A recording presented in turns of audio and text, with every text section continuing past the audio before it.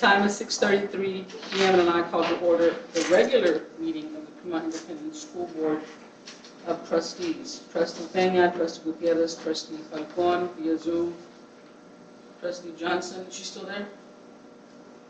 Emma, you still I'm there? here.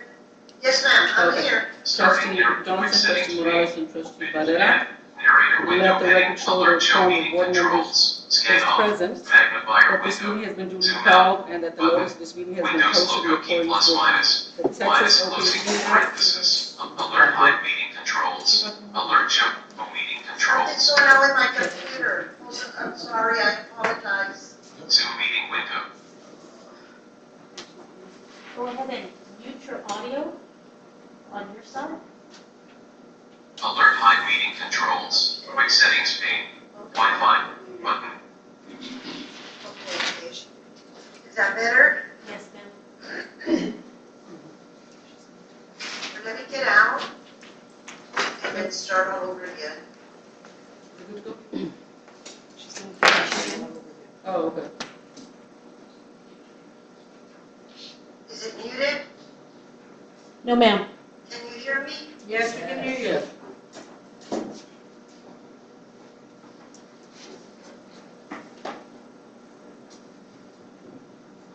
Ready?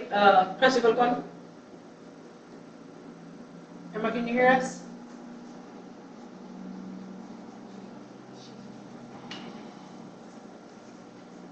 No.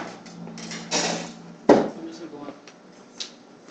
Let the record show that a quorum of board members is present, that this meeting has been duly called, and that notice of this meeting has been posted in accordance with Texas Open Meeting Act, Texas Government Code, Chapter 551. This meeting will be recorded, and the minutes of this will be taken to document the proceedings. Audience members are required to follow the standard rules of order for conduct of a meeting, which allows audience comments during the open forum portion of the agenda. Please refrain from comments during the course of the meeting. Also, please silence all electronic devices. Item 1C, open forum. Nobody. Moving on. Item 2, Lone Star Governance. 2A, action. Consider and possible action to approve the October Goal 2 Early Years Math GPM 2.1, 2.2, 2.3, and the beginning of year I-Ready. Since Emma is not on, she's not here. So, Well, But can you make that notation in your form? make it, make your notation. oh, okay. And so is she trying to get on, or we don't have Trustee Falcon via Zoom? So it was right before 2A. We lost her.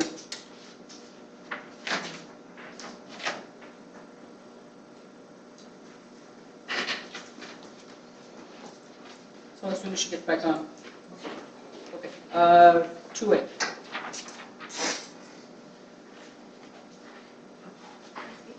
Oh, sorry, yes.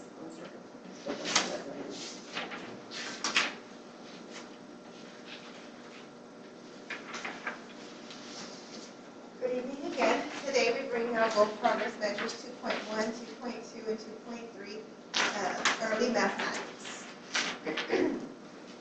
This is a recap. HB3 Goal 2.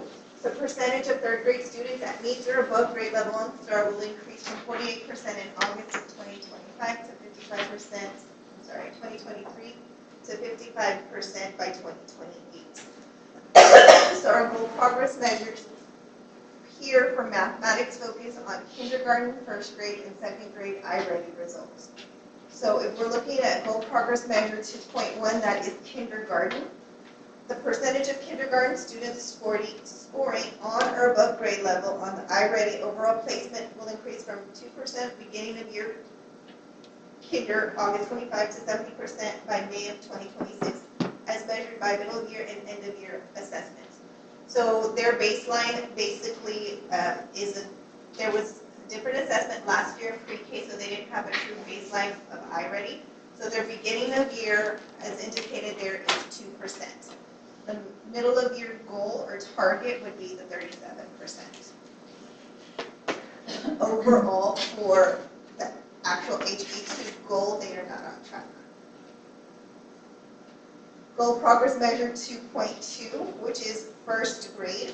The percentage of first grade students scoring on or above grade level on the iReady overall placement will increase from 70%, that was the end of year kindergarten in May of 2025, to 72% by May of 2026, as measured by the beginning, middle, and end of year iReady assessments.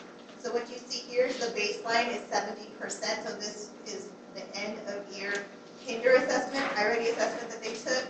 Beginning of year, they were at 0% on grade level. The goal for middle of year is 37%, with the end of year 72%.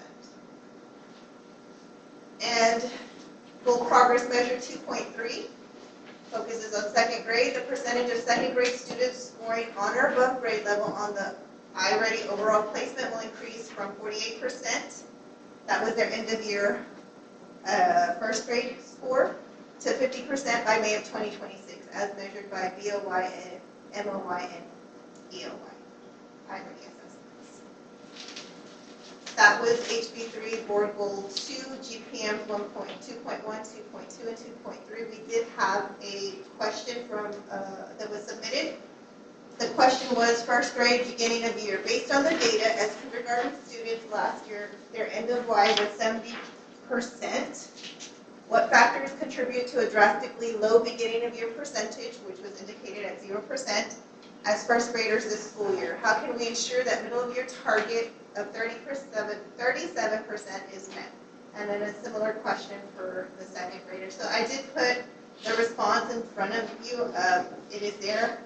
Factors that may have contributed to the drop. So as mentioned, they were 70% as end of year kindergartners. This year as first graders, they are 0% on grade level. So several factors. One, increased math rigor. iReady first grade math beginning of year shifts from number recognition and simple addition to place value, addition and subtraction within 20, and problem solving. It's a steep jump in expectation compared to last year. Obviously, there's always a summer regression. Without daily math practice, students lose fluency with number sense and basic operations. The iReady is an adaptive test design. It places students in more challenging problem sets quickly. When they hit frustration points, they often score below. And also the stamina and readiness, they may not be ready built for an adaptive test as first graders. So steps to reach the 37%. Daily Tier 1 instruction of Bluebonnet Math with daily math routines that focus on the implementation of the curriculum, which is fluency, the application problem, concept development, student debriefing, and the exit ticket. Also small group instruction. They're going to use the iReady domain data to target the weak areas, numbers and operation, algebraic thinking, geometry and measurement. Those are the different domains also tied to, STAR assessments. And they will also use formative and module assessment data that we can pull from DMAC. And iReady usage goals. Ensure students complete at minimum 30 to 45 minutes of iReady math lessons with a 70% passing average. And progress monitoring. Teachers will review lesson completion and growth reports to make instructional adjustments. So similar for second grade, their baseline as last year's first graders was 48%. They had a 2% at the beginning of year, and their middle of year target is 27%. So similar to first grade, there is a grade level shift. Second grade iReady includes multi-digit addition and subtraction, place value to 1,000, early multiplication concepts, and word problems. Skill gaps are exposed quicker if they didn't have mastery in first grade. The more this assessment will acknowledge that right off the bat. And obviously, the summer slide. Once again, if they're not practicing fact fluency and number operations, they could regress. And word problems in iReady may pose problems when it comes to vocabulary and making performance look weaker. And similar to first grade, we are, the daily Tier 1 instruction, and that will be stronger this year because, like I mentioned in the turnaround plan, we are doing those walks, and that's the whole purpose of what we've been doing with Engage to Learn as well, and making sure the implementation of the curriculum is happening with fidelity. Small group instruction, the same usage goals and progress monitoring. So those were the two questions, well, one question, but two, for that particular goal. Next. Do I continue or no? No, we gotta vote on this one. Any questions on 2A? Any other questions? Anybody else have any questions on 2A? Question Roberts, first, whatever.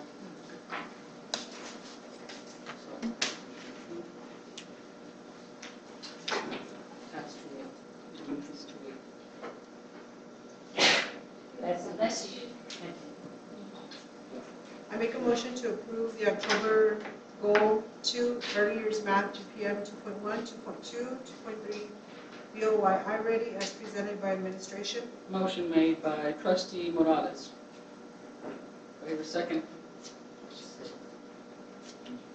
Trustee Barrera, second the motion. All in favor?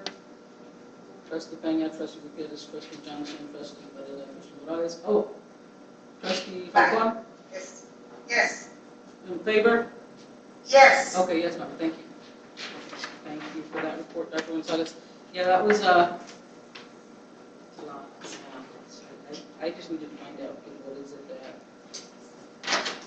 Okay, moving on, 2B, action, consider possible action to approve the October guardrails GPM 2.2, effective staffing and GPM 5.1 attendance report. So like I believe we mentioned last time, these were previously called constraints and now they're superintendent guardrails. So the guardrail that we are focusing on this month is the guardrail 2, which states the superintendent shall not allow hiring of staff in a manner that deviates from the board approved budget or neglects a balance between educational need and budgetary guardrails. So both guardrail progress measure 2.2 states the percentage of core instructional classrooms maintaining effective student-to-teacher ratios with district guidelines and staff with appropriately certified teachers as monitored through staffing reports and certification records will increase from 0% in May of 2025. And just, we stated 0% only because there was no prior documented tracking of that, to 80% by June of 2026.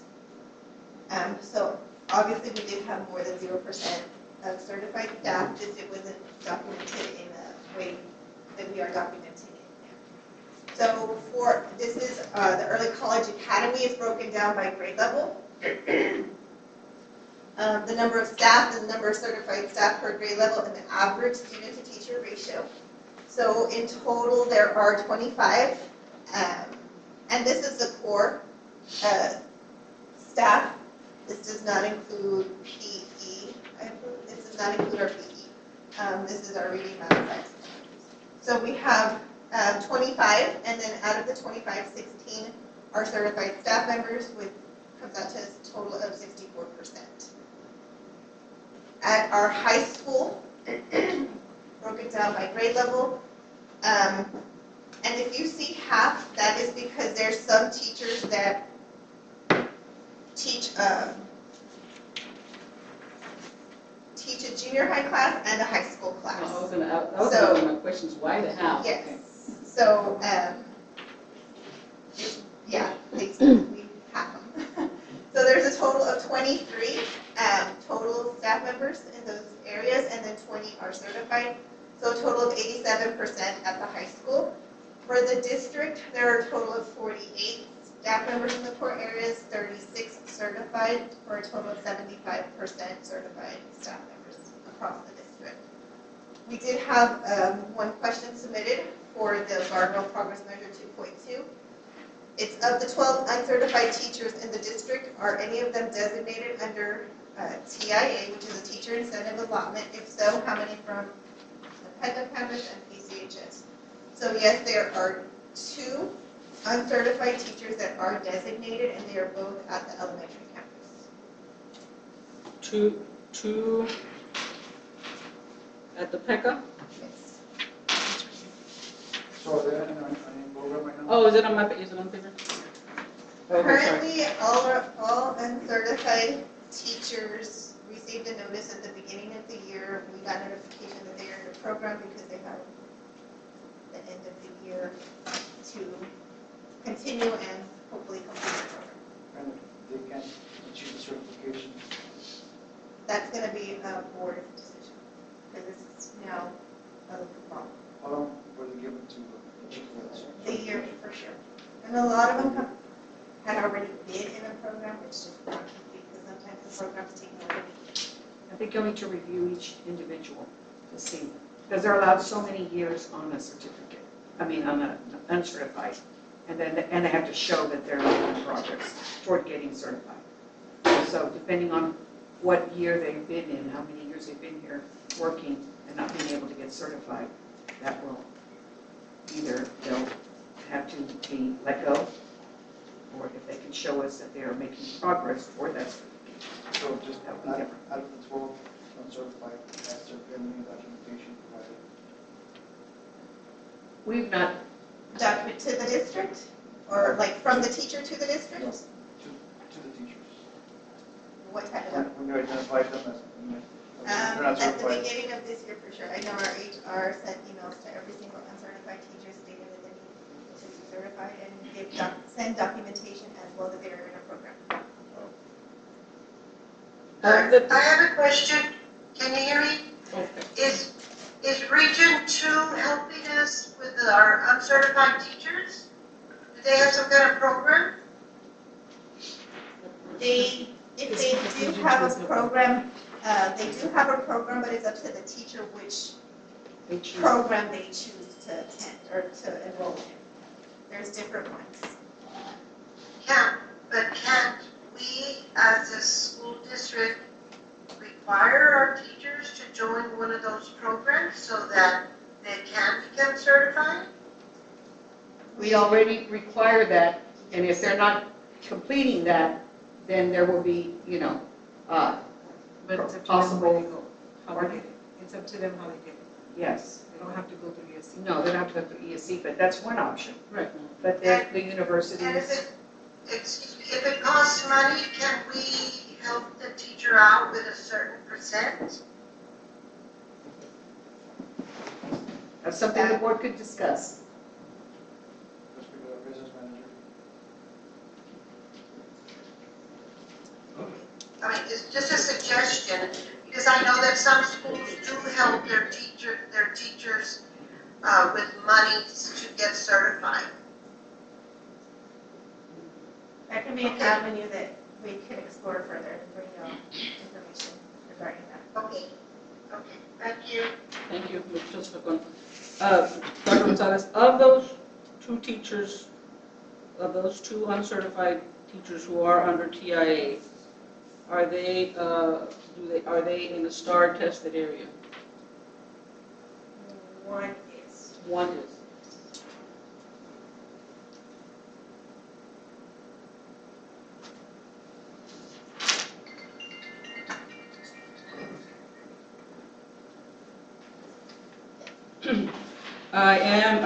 I'm happy that this is now one of our, that we're looking at this. I know that we revised our GPMs, so this gives us a better opportunity to really look at staffing and certification and whatnot. So I'm actually glad that we have this one out. Any other questions, board members? No, No? no. Okay, so now you want to do the attendance report? Yes. So the next guardrail is the attendance report, and this one does come monthly as requested by the board. The superintendent shall not allow student attendance and truancy issues to go unaddressed or neglect to implement proactive strategies and interventions aimed at engaging students and reducing chronic absenteeism. So the guardrail progress measure specifically states the overall daily average daily attendance as measured through PIMS reports will increase from 91.94% to 93% by June of 2026, with monthly updates provided to the board. So currently, when we had to submit this data, we had 8 full weeks So the campuses seem to be above the 93%. Week 8, we ended with 94 for both, between both campuses. And the district attendance rate at week 8 was a 94%. So they have remained steady above the 90. The inputs we implement are going to be crucial from now on. Because we're at the end of October, so by now, you know, this is where it starts getting. So Our first whatever inputs the truancy, truancy, our first truancy court date for the year is October 29th. mm-hmm. That's right.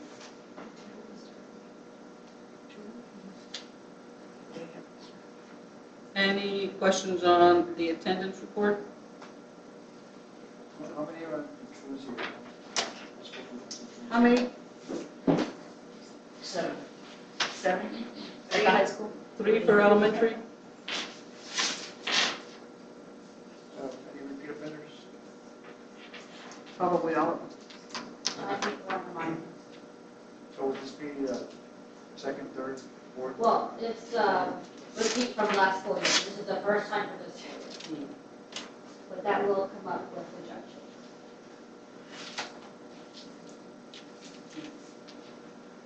Thank you. Anybody I will else? say, Oh. I will say that I believe that these numbers look a lot better today than last year's today. I think we're doing better. I know the truancy officers have really been working hard. And Yes. the parent liaison, they've been doing a lot of home visits, staying on top of it. And so that has made a difference, but we still have a ways to go. Yes, definitely. But yeah, I have to kind of agree with Trustee Falcone because at 94, I think that, you know, you're good. I mean, I should have probably at 93, 92.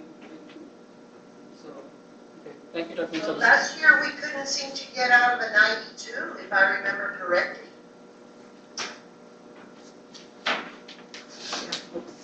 Do I hear a motion for this one?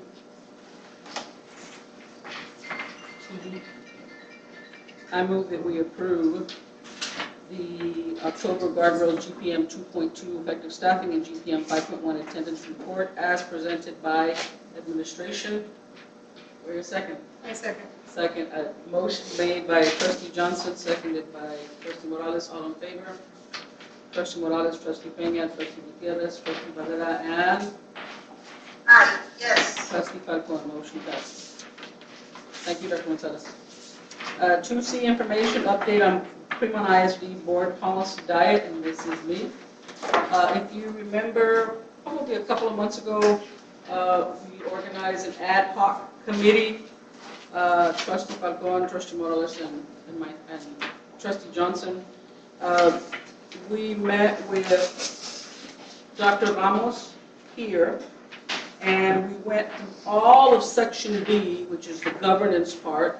And I will tell you that once you read it, it's completely different than what you see right now. If you were to get online right now and look at Section B governance, it's nothing compared to what we will bring to you in November.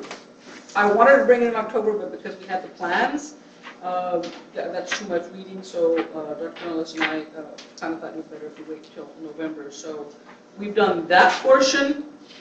And also, I have emailed our legal counsel on 3 different scenarios. These are not governance policies, these are student related and 1 school board related that I have gotten feedback from from Attorney Castillo. And again, I will present that, I will bring that to the board in November.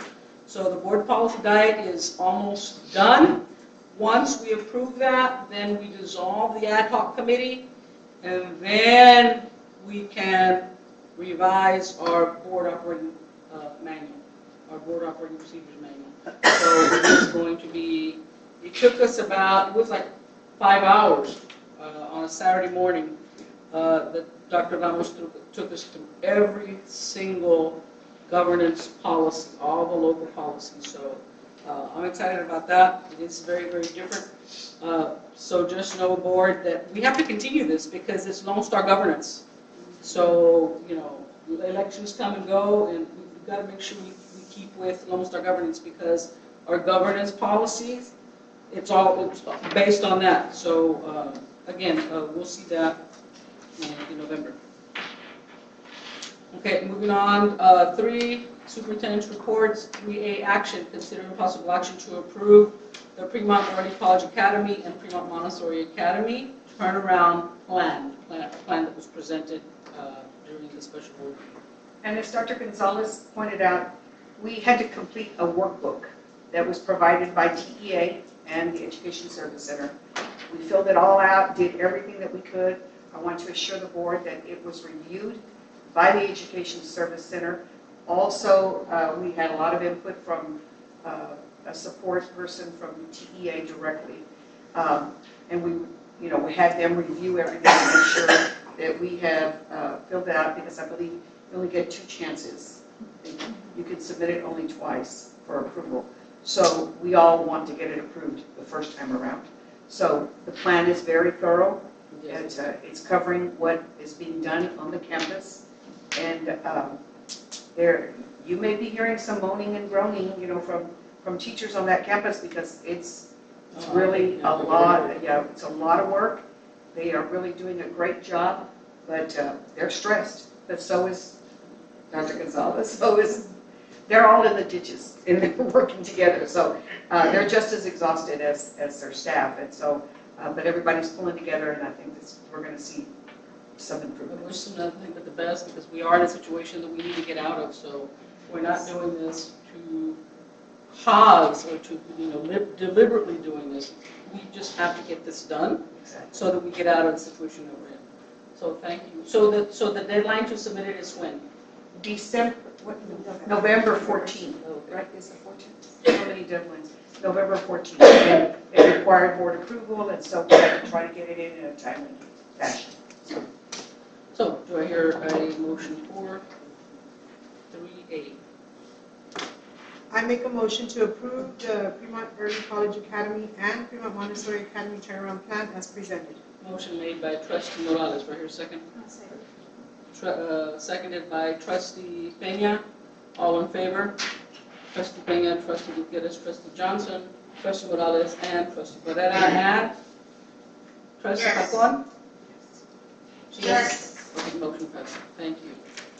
3B, action. Consider possible action to approve the 2025-2026 district improvement plan and campus improvement plans. We would. I wasn't. We had staff work on this, administration worked on, and this had their meetings and everything that are required, their SPA meetings. And they did a really good job, but we want now to come back and include and align our campus plans with the LSG goals. So we need some time to come back and make sure that we input those in a way that shows the alignment between the goals that we have, the existing goals, plus the board's goals, the LSG goals. And they may be, but as I was reading through the plans, I was having difficulty trying to figure out, okay, how are they aligned? Again, they may be, but it's, I met with Dr. Canales and Dr. Gonzalez, and I want to make sure that all 7 of us are able to see, okay, this is board goal 1 or 2, 3, 4. So we just need to give them a little more time. So I move to postpone this item for the November board meeting to allow administration more time to revise and review to make sure that the goals and objectives align with the board's goals and superintendent guardrails. Do I hear a second? Seconded by Trustee Gutierrez. All in favor? Trustee Gutierrez, Trustee Peña, Trustee Johnson, Trustee Morales, and Trustee Barrera, and Trustee Falcón? Yes. Yes. So we will bring this back in November. Gives us more time to actually read through it some more. 3C, reports, information, comparison of revenue to budget year to date.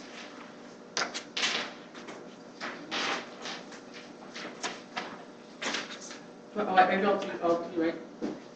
And then 2 information district quarterly investment reports, and 3 that's me, never mind, 1 and 2. Any questions for, that's just information, any questions on Mrs. Moreno's reports? No. We're good right now. Thank you, Ms. Moreno. So moving on to 3C information, annual announcement, Board of Trustees continuing education hours, and that is me. As Board President, in accordance with policy BBD legal and local, which in part reads, the Board President shall announce the status of each board member's continuing education credit. The announcement shall be made annually at the last regular board meeting before the district's uniform election date, whether or not an election is held. The announcement shall be reflected in the meeting minutes and, when necessary, posted on the district's website in accordance with law. Therefore, I am required to announce the name of each board member who has completed the required continuing education, has exceeded the required continuing education, or is deficient in meeting the required continuing education. The requirements for training are measured as of the first anniversary of the date of the trustee's election or appointment, or 2-year anniversary of their previous training. The trainings are: 1, local district orientation; 2, orientation to the Texas Education Code; 3, Open Meeting Act and Public Information Act; 4, post-legislative update to the Texas Education Code, legislative years; 5, team building; 6, additional continuing education; 7, evaluating and improving student outcomes; 8, identifying and reporting abuse, trafficking, and other maltreatment of children; 9, school safety; and 10, cybersecurity.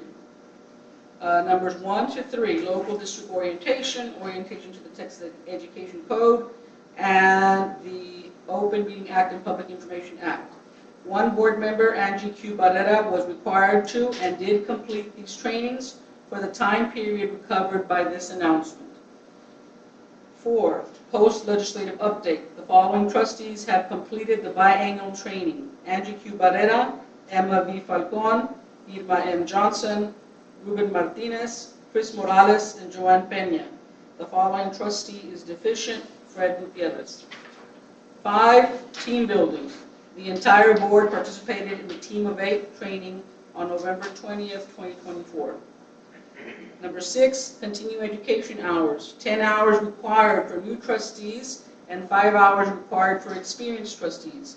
The following trustees have completed the additional continuing education hours: Angie Q. Barrera, Emma V. Falcon, Irma M. Johnson, Ruben Martinez, Chris Morales, and Joanne Pena.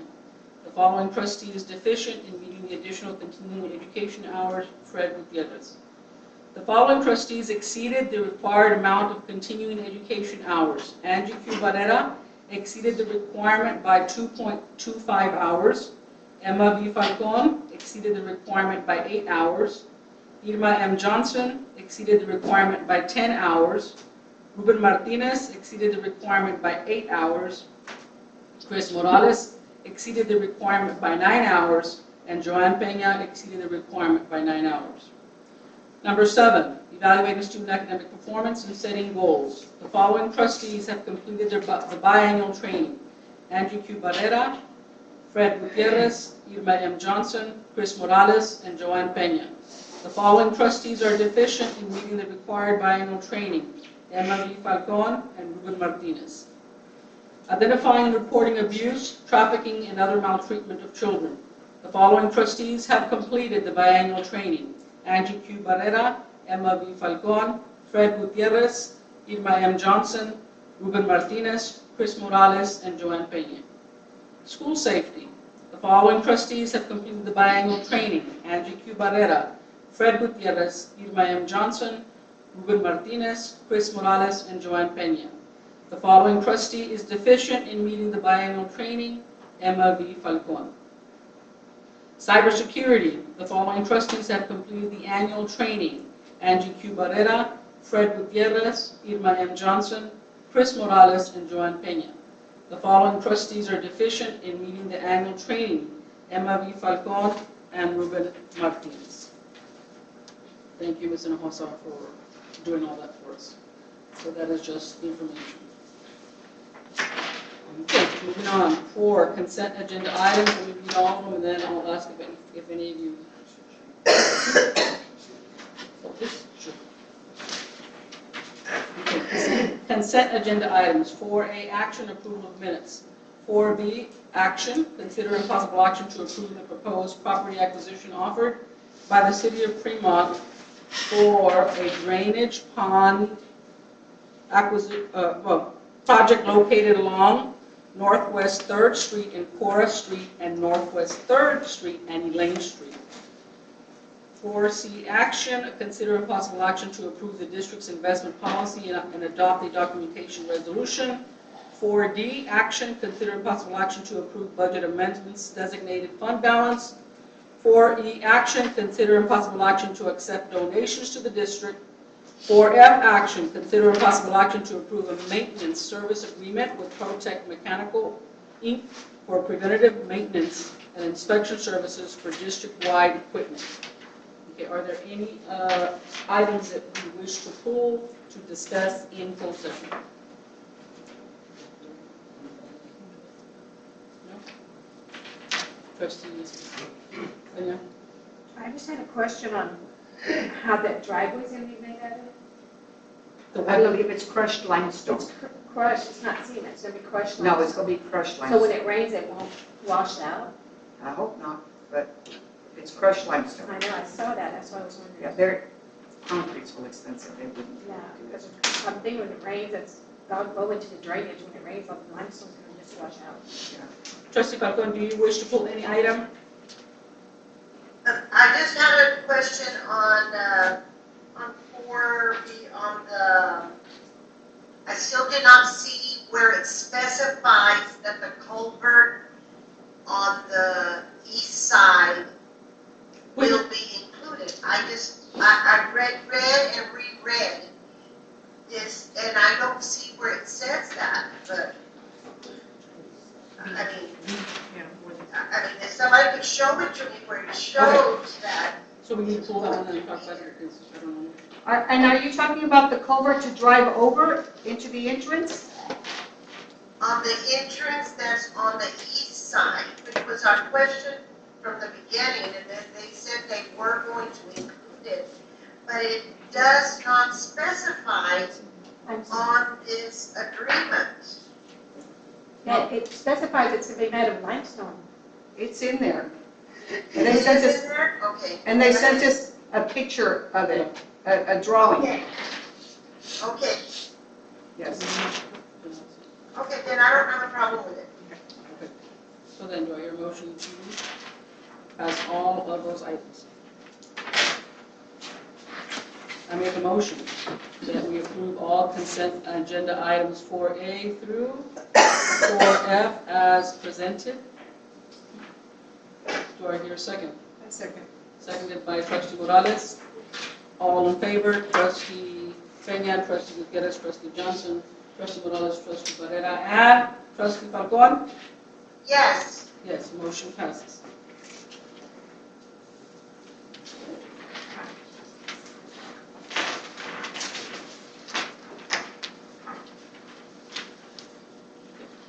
The board will now convene in a closed meeting to discuss items allowed by the Texas Government Code, Chapter 551.071, .072, .073, .074, .076, .089, .082, .0821, .087, .0785, 418.183F, and/or Texas Education Code 39.0308. No voting will take place in the closed meeting.